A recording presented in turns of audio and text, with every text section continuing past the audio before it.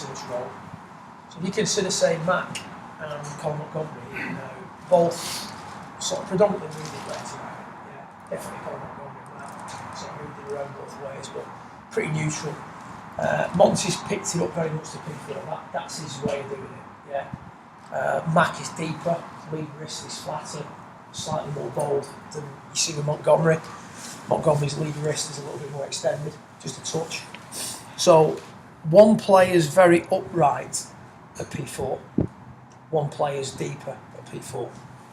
So the player who's very upright at P4, the shaft is steeper at P5. Left arm, we're looking pretty much straight down it. Yeah, shaft's right shoulder, just sort of top half of. Mac's deeper. Transition, left arm, don't quite get P5 there because of the quality of the footage, but P5, arms in slightly more, shaft's more mid-bicep. Okay? Now, Montgomery can't play golf from there, so what he's going to start doing is he's going to start driving his knees, tucking his hips, pulling his chest away, and actually gets pretty in line at P6. So he goes from being very steep to very shallow, courtesy of levelling out the pelvis, driving the knees, coming out of the ground with his inclination a little bit. Yeah, so his spine's not very tilted forward at that point.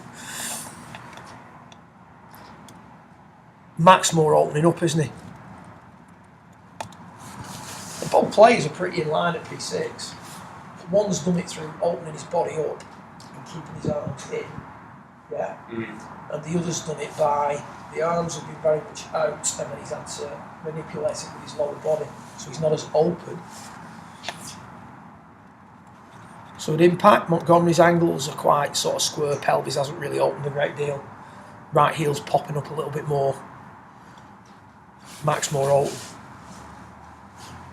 More along the lines of what you would want, right? So you demonstrate more of what Mac shows the softer right arm, body angles a little bit more open. Yeah.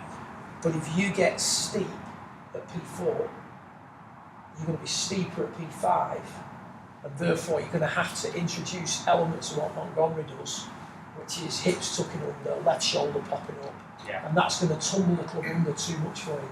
And that's where the one that you get a little bit blocking, or your angle of attack starts to become excessively up or too shallow with your underarms. Yeah. So you could get low point issues with it. So you're looking at how much of what you see at P7 is a result of where you were at P4. Montgomery's picked his arms up because he's in his mind he's thinking, right, I want to pick this. I'm a great player, but in his mind he's thinking, right, pick it up, chop across it. Yeah. But the problem is, if he just continued in that vein that he's showing there, he would have never have won 8 over merits and played Ryder Cup. He's just been a hacker at your golf club, wouldn't he?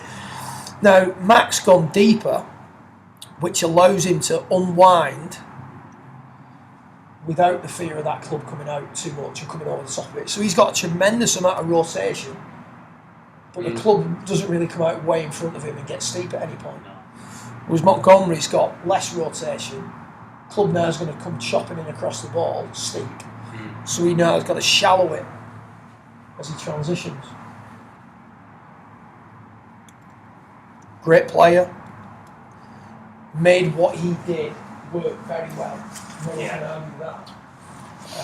But super efficient way of fitting it for the average golfer, or model swing for the average golfer, definitely not. Too complicated, too many things going on that he could manage that we can't. Not everybody can. Exactly. Yeah. So just two nice examples of how you can line things up at P6 in very different ways. Yeah. So both pretty much in line at 6, but at 7, see how much more Mac's opened up, softer right arm.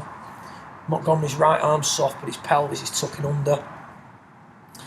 And interestingly, if you watch this roll, you imagine putting that exit now. You didn't know this was Colin Montgomery, and you put that exit on Twitter and ask the question, what does Monty do? Most people, it's blocks and hooks, and come on, do me a favour. The guy just hit cuts for like 20 odd years, didn't he? Yeah. So you can't, the exit there in Monty's case is is just a subsequent. Is subsequent to what's gone on before, isn't it? Mm-hmm. It's not because he's trying to sling it right to left or anything like that.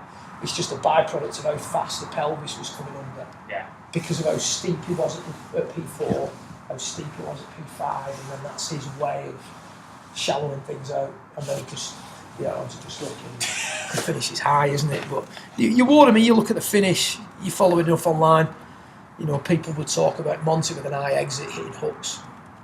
Couldn't be further from the truth, could it? No. Yeah, not many blocks and hooks in